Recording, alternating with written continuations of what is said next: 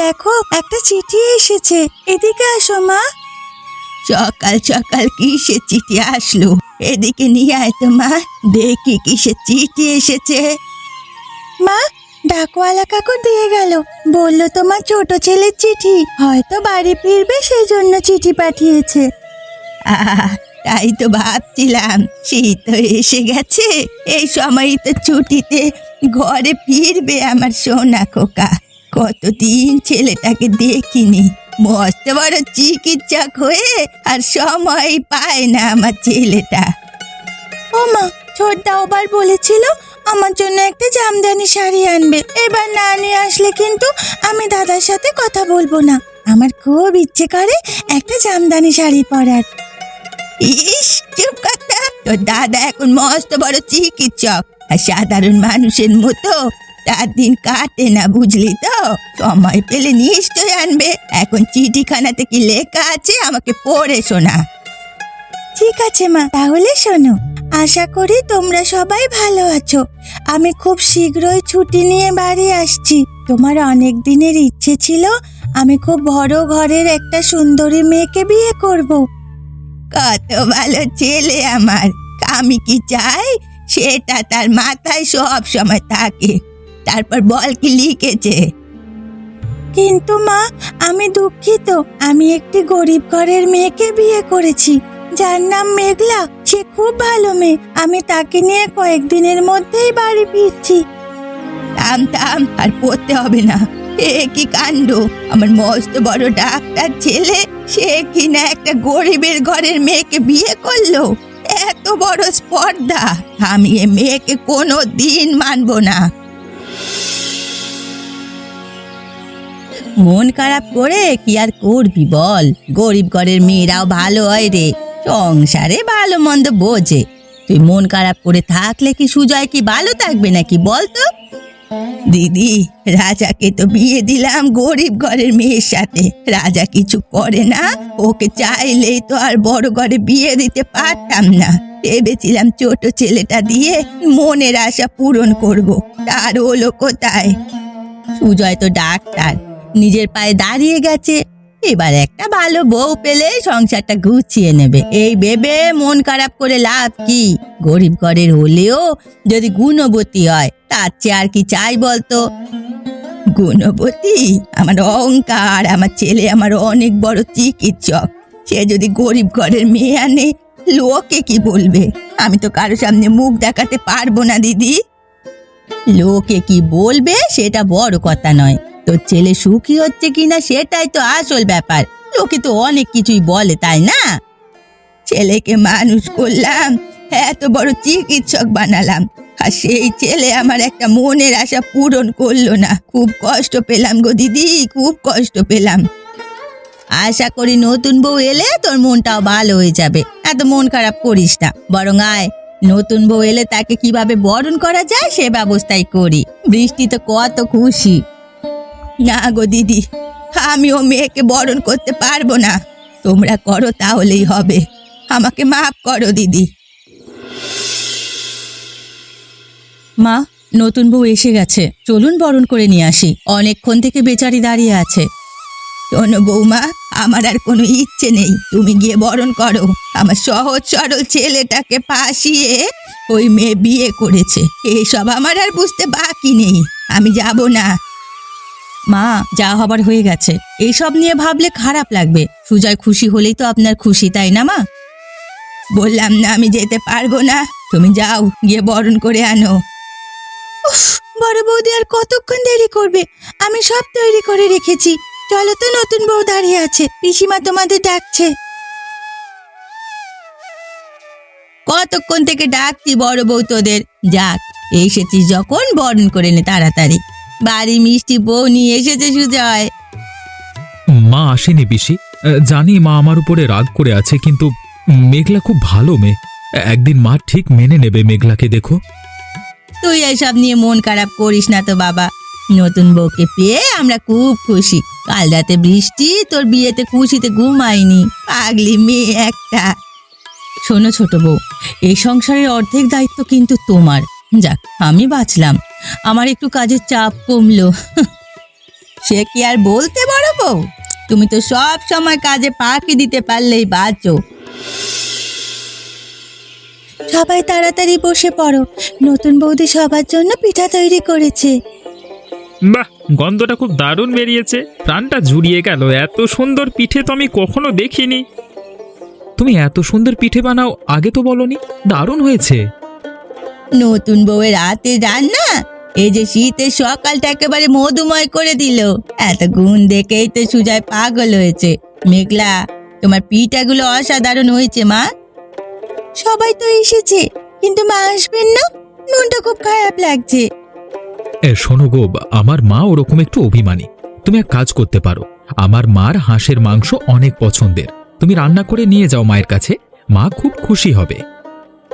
তাহলে তুমি খেয়ে আমাকে বাজার করে এনে দাও, আমি দুপুরে রান্না করে মাকে খাওয়াবো। বেশি করে রান্না করবে কিন্তু নতুন বৌদি, আমারও ভীষণ ভালো লাগে মাংস। ঠিক আছে বোন, আমি সবার জন্য রান্না করব, তোমাদের মুখে হাসি দেখার জন্য আমি সব করব। তুমি কেন আমার ঘরে এসেছো?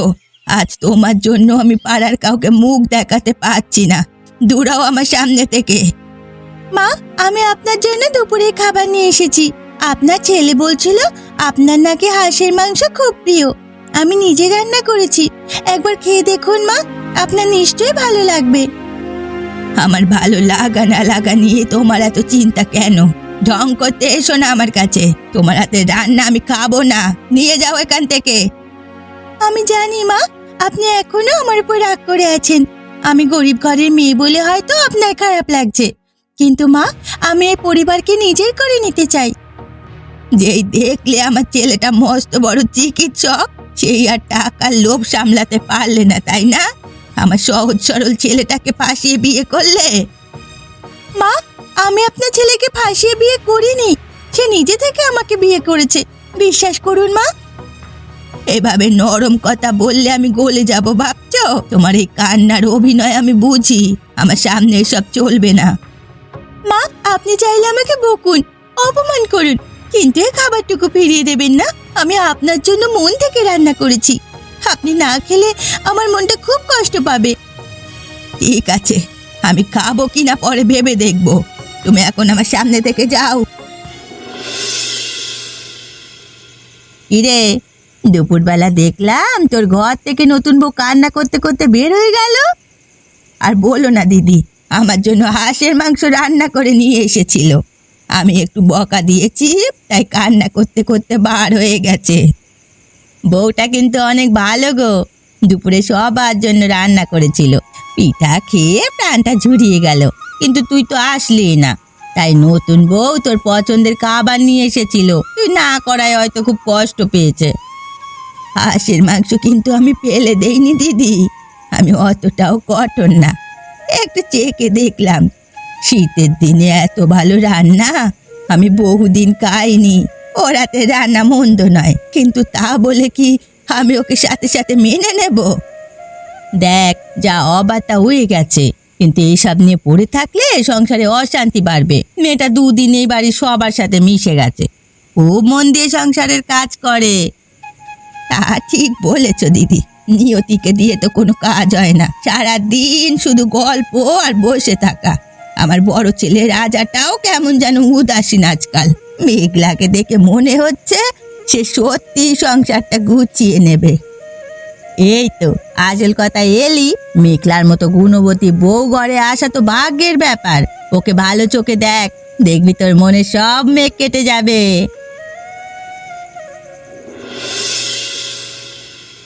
কি গো, রাতে খাবার খেলে না যে? শরীর খারাপ নাকি? আমার শরীর খারাপ হলেই কি, তোমাদের সংসার তো ঠিকই চলছে। আমার কি হয় এসব নিয়ে তোমাদের এত ভাবতে হবে না, তোমাদের সবাইকে দেখার মানুষ এসে গেছে। কি বলছো এসব? কে এসেছে? আমি তো কিছুই বুঝতে পারছি না। তোমার কি হয়েছে স্পষ্ট করে বলো তো। আর বলতে হবে না, এই বাড়িতে সবাই এখন ছোট বউয়ের হাতের গুণে পাগল। ছোট বউ পিঠা বানায়, ছোট বউ মাংস রান্না করে, ছোট বউ গুণের ডালি। আমার দিকে কেউ ফিরেও দেখে না। নিয়তি, এসব কি বলছো? আরে মেঘলা তো নতুন এসেছে, সে ভালো রান্না করে বলে সবাই তার প্রশংসা করছে। এতে তোমার এত হিংসে হচ্ছে কেন? সে তো বরং তোমার কাজে চাপ কমাতে সাহায্য করছে। সাহায্য? সে আমাকে সাহায্য করার জন্য এসেছে, সবার চোখে ভালো সাজার চেষ্টা করছে। দেখছো না, কালকে এসেই সে বাড়ির সবার মন জয় করে নিল। তোমার মাথা ঠিক আছে তো? মেঘলা খুব ভালো মেয়ে, শান্তিতে সংসার করতে শেখো, ওর গুণ আছে বলেই সবাই ভালোবাসছে। হ্যাঁ, আমার তো কোনো গুণই নেই। এত বছর সংসারের জন্য খাটলাম, কেউ কোনোদিন নাম করলো না। মার মন পর্যন্ত গলতে শুরু করেছে। কে কোথায় আছো গো? এদিকে আসো, আমার শরীরটা খুব খারাপ লাগছে। কি হয়েছে মা আপনার? আপনার ছোট ছেলেও তো বাড়িতে নেই, না হলে বুঝতে পারতো আপনার কি হয়েছে। আমার ঠান্ডা লাগলে এরকম হয়, হঠাৎ করেই ঠান্ডা পড়ায় শ্বাসকষ্টটা বেড়ে গেছে, আর জ্বরও এসেছে মনে হয়। নতুন বৌদি, তুমি এই ওষুধটা মাকে খাইয়ে দাও, তাহলেই ঠিক হয়ে যাবে। দাদা বলেছে মার শ্বাসকষ্ট বেড়ে গেলে এই ওষুধটা খাইয়ে দিতে। মা, আপনি ভয় পাবেন না, আমি আছি আপনার সাথে। নতুন বৌদি, মা খুব কষ্ট পাচ্ছে। দাদা থাকলে তো সে কি করতে হবে সব জানতো। এবার মার শ্বাসকষ্ট বেশি বেড়ে গেছে, জ্বরও অনেক আসছে। ভয় পেও না বোন, সব ঠিক হয়ে যাবে, আমি আছি তো।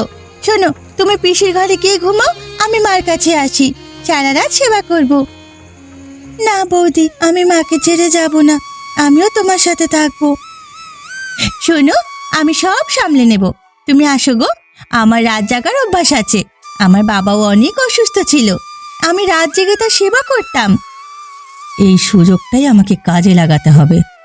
দুদিনে সবার মন জয় করেছে ওই মেঘলা, আর কয়েকদিন গেলে তো সবাই ওর হাতে উঠবে আর বসবে। আজকের পর থেকে তুই সবার মন থেকে উঠে যাবি।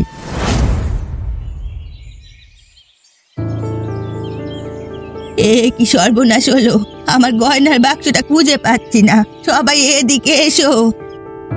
কি সর্বনাশী কথা বলছিস? ভালো করে দেখ, কোথাও আছে নিশ্চয়ই। ভালো করে দেখেছি গো দিদি, আমার সব গয়না চুরি হয়ে গেছে। কাল রাতে মেঘলা ছাড়া আর কেউ আমার পাশে ছিল না, সারা রাত জেগে আমার সেবা করছিল।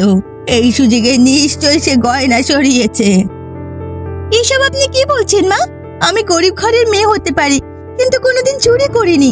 বিশ্বাস করুন মা, আমি কিচ্ছু করিনি। মা, তুমি এসব কি বলছো? মেঘলা এত ভালো মেয়ে, আর তুমি ওকে চোর বলছো? তুমি অসুস্থ ছিলে, মেঘলা তোমার সেবা করেছে, আর তুমি ওকে অবিশ্বাস করছো? কথায় আছে না, অতি ভক্তি চোরের লক্ষণ। হয়তো চুরি করাই তার উদ্দেশ্য ছিল, তাই আমার অসুস্থতাকে কাজে লাগিয়েছে। নতুন বউ অনেক লোভী, আজ দেখলে তো সবাই। আপনাকে সুস্থ করা আমার একমাত্র উদ্দেশ্য ছিল মা, আমার কোনোদিন টাকা পয়সার লোভ ছিল না। আর মা, আমি দুদিন হলো এ বাড়িতে এসেছি, আমি কি করে জানতাম গয়নার বাক্স কোথায় আছে? আমি এত কিছু বুঝি না। দুদিনের মধ্যে গয়নার বাক্স বের না হলে তোমাকে বাড়ি থেকে বের করে দেওয়া হবে।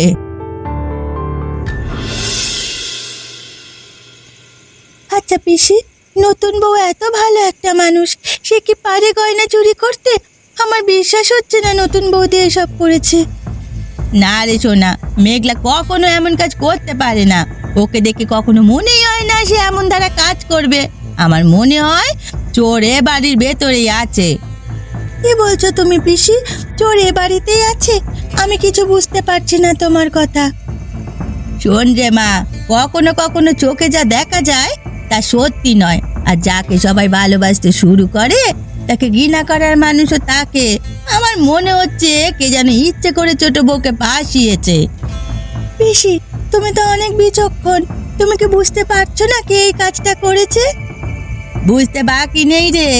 যখন মেঘলার চোখ দিয়ে অজরে জল পড়ছিল, ঠিক তখনই মুচকি করে আসতে দেখেছি বড় বউকে। কি, এ কাজ বড় বৌদি করেছে? আমি কালকেই সবাইকে জানিয়ে দেবো পিসি। ছোট বৌদির কষ্ট আমি আর সহ্য করতে পারছি না। আহা, এভাবে জানালে সবাই বিশ্বাস করবে না, বিশেষ করে তোর মা। বড় বউ নিজের মুখে সব স্বীকার করবে। আমার একটা বুদ্ধি আছে, শোন আমার বুদ্ধিটা। হ্যাঁ পিসি, তুমি ঠিক বলেছ। কি বুদ্ধি পিসি, বলো আমাকে। আমি চাই না নতুন বৌদি আর কষ্ট পাক। আমি সবাইকে ডেকে বলবো এই গয়নার বাক্স আগে যারা চুরি করেছে তারা এক রাতের মধ্যে মারা গেছে, তবে গয়নার বাক্স ফিরিয়ে দিলে সব স্বীকার করলে বেঁচে যাবে। তুমি খুব বিচক্ষণ পিসি, এবার নিশ্চয় সত্যিটা বেরিয়ে আসবে। কি গো দিদি, তুমি সবাইকে এখানে ডেকেছো কেন? এমনি মনটা ভালো নেই, বলো কি হয়েছে? আমি ডেকেছি তার কিছু কারণ রয়েছে। আমি চাই না কারো কোনো ক্ষতি হোক, সামান্য গয়নার লোভে কারো জীবন চলে যাক।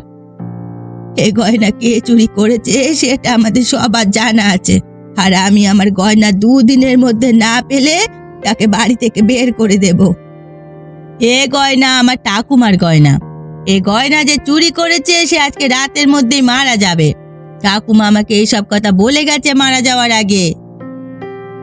এ তুমি কি বলছো পিসি? তাহলে তো আজকে রাতে যারা যারা এই পাড়ায় বা গ্রামে মারা যাবে তাদের মধ্যেই চোর থাকবে। ঠিক তাই, এই গয়না চুরি করে কেউ বাঁচতে পারেনি। আমি চাই না সামান্য গয়নার লোভে এ বাড়িতে আর কারো ক্ষতি হোক, কারো জীবন চলে যাক।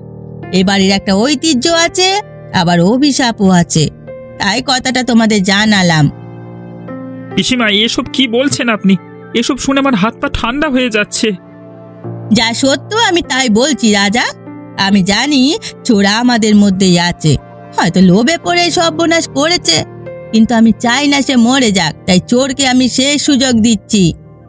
বড় বৌদি, তুমি এত ঘামছো কেন? কিছু হয়েছে কি? না গো, শরীরটা একটু খারাপ লাগছে। কোথায়? কিছু হয়নি তো আমার, আমি ঠিক আছি।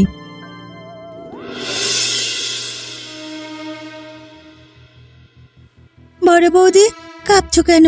কিছু বলবে? কিছু হয়েছে? পিসিমা, আমাকে বাঁচাও, আমি মরতে চাই না গো। এ অভিশাপ থেকে আমাকে রক্ষা করো। এ অভিশাপ একমাত্র যে গয়নার বাক্স চুরি করেছে তাকেই লাগবে। তুমি এসব নিয়ে ভেবো না মা, তোমার কিচ্ছু হবে না।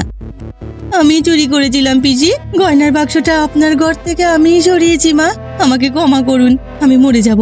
গয়না চুরির অভিশাপের কথা শুনে আমার বুক কাঁপছে, আমি মরে যেতে চাই না। নিয়তি, এ কি বলছিস তুই? তুই এত বড় সর্বনাশ করেছিস কেন? কিসের লোভে? আমি হিংসায় এসব করেছি। সবাই ছোট বউয়ের গুণে মুগ্ধ ছিল, এটা আমি সহ্য করতে পারিনি। তাই বলে তুই নতুন বউকে দিয়ে এভাবে পাশিয়ে দিলি? আমি এতদিন এই সংসারে কাজ করেছি, নতুন বউ আসায় সবাই আমার কথা ভুলে গেল।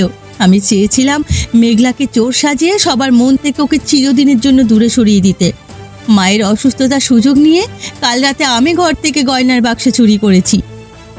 এত বড় স্পর্ধা, এত নোংরা চক্রান্ত, হিংসা থেকে তুমি আমার নির্দোষ ছোট বৌমার ওপর দোষ চাপালে। আজ এ বাড়ি থেকে বের হয়ে যাও। আমাকে তোমরা সবাই ক্ষমা করে দাও, এই ধরনের কাজ আমি আর করব না। মা, আপনার পায়ে পড়ি, আমাকে ক্ষমা করে দিন।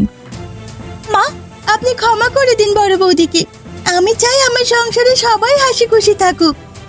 ঠিক আছে বৌমা, তুমি যখন ক্ষমা করে দিলে, আমি বড় বৌমাকে শেষ আরেকটা সুযোগ দিলাম। বোন, তুই অনেক মহান, এত সহজেই আমাকে ক্ষমা করে দিলি। তোকে আমি চিনতে ভুল করেছি রে বোন। দিদি, পুরনো কথা ভুলে যান, মানুষ মাত্রই তো ভুল করে, আমাদের উচিত সবাইকে তার ভুলের একটা সুযোগ দেওয়া। তুই খুব ভালো রে বোন। শোন, আমিও তোকে সাহায্য করছি। আজ থেকে শুধু দিদি না, আমি তোর বন্ধুও। বাহ, কি দারুণ গন্ধ আসছে। হ্যাঁ নিয়তি, তুমি আজকে রান্না করেছো নতুন বউয়ের সাথে? তোমার হাতের রান্নার গন্ধটাও চেনা চেনা লাগছে গো। হ্যাঁ গো, আজ মেঘলার সাথে আমিও রান্না করছি। ও আমাকে অনেক কিছু শিখিয়ে দিচ্ছে। আজ সকালে থাকছে হাঁসের মাংস, সাথে মেঘলার বানানো নতুন ধরনের পিঠাও আছে। বাবা বাবা, গন্ধেই প্রাণটা জুড়িয়ে গেল। আমরা সবাই চাই তোমরা দুই যা এরকমই হাসি খুশি থাকো, মিলেমিশে থাকো। তোমরা দুজন একসাথে রান্না করছো দেখে খুব ভালো লাগছে। মেঘলা, তুমি সত্যি আশীর্বাদ হয়ে এসেছো সংসারে। আর নিয়তি, তুমি নিজের ভুল বুঝতে পেরেছো, এটাই আমার শান্তি। তোমাদের রান্না করা খাবার একসঙ্গে বসে খাওয়াচ্ছে বড় আনন্দ আর কি হতে পারে। মা, রান্না হয়ে গেছে, আপনারা সবাই বসে পড়ুন, আমি এখনই পরিবেশন করছি। খুব সুন্দর রান্না হয়েছে নতুন বৌমা, খেয়ে প্রাণটা জুড়িয়ে গেল। সত্যি ওইবার তোমার পিঠা না খেয়ে অনেক বড় ভুল করেছি। এ স্বাদের ভাগ হবে না। তুমি সবার মন জয় করে নিয়েছো মেঘলা। তোমার রান্না আর আমার গুণেই বাড়ির সবার মুখে হাসি ফুটেছে। আমি আজকে খুব খুশি। নতুন বউ, আজকে আমি বুঝতে পারলাম বোনের কাছে বংশ বা আর্থিক অবস্থা তুচ্ছ। আমার খুব ইচ্ছে ছিল বড় ঘরের মেয়ে আনার, কিন্তু আজ বুঝলাম বড় ঘরের মেয়ে আনার থেকে গুণবতী মেয়ে আনা জরুরি। এরকম আরো মজার মজার গল্প পেতে